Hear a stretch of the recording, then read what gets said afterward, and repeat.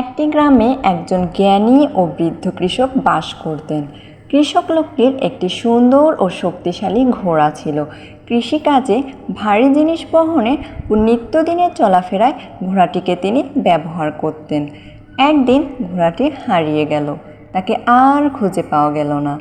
কৃষকের স্ত্রীর খুব মন খারাপ, কিন্তু কৃষক লোকটির কোনো অস্থিরতা নেই, তার কোনো আফসোস নেই। হারিয়ে যাওয়া ঘোড়ার জন্য তার কোনো দুশ্চিন্তা নেই।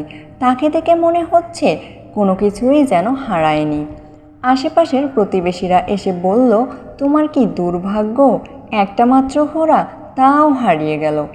এই কথা শুনে কৃষক লোকটি একটু মৃদু হেসে বলল, হতে পারে। তার কিছুদিন পর ঘোড়াটি আবার কৃষকের বাড়ি ফিরে আসলো এবং তার সাথে আরও 3টি বন্য ঘোড়া। কৃষকের বাড়িতে অনেক আনন্দ। শুধু হারানো ঘোড়া ফিরে আসেনি, তার সাথে আবার 3টি ঘোড়া। প্রতিবেশীরা আবার দেখতে আসলো।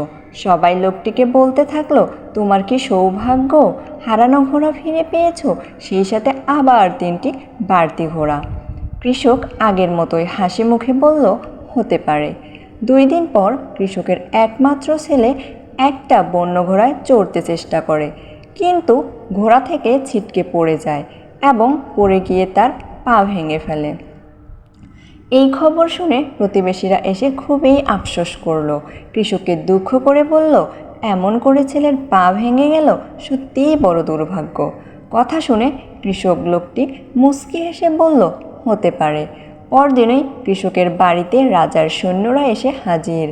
যুদ্ধের জন্য তারা গ্রামের যুবক ছেলেদেরকে ধরে নিয়ে যেতে এসেছে, কিন্তু কৃষকের ছেলের ভাঙা পা দেখে তাকে না নিয়েই চলে গেল।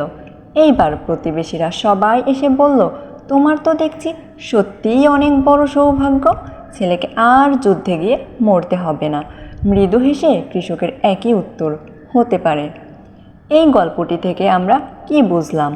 আমাদের জীবনের ঘটনাগুলো অনেকটা এরকম। কোন ঘটনা কি প্রভাব ফেলতে যাচ্ছে তা আমরা আগে থেকে জানি না বা জানতে পারি না। তাই সাময়িক যে ঘটনাটা ভালো সেটা পরে ভালো নাও হতে পারে।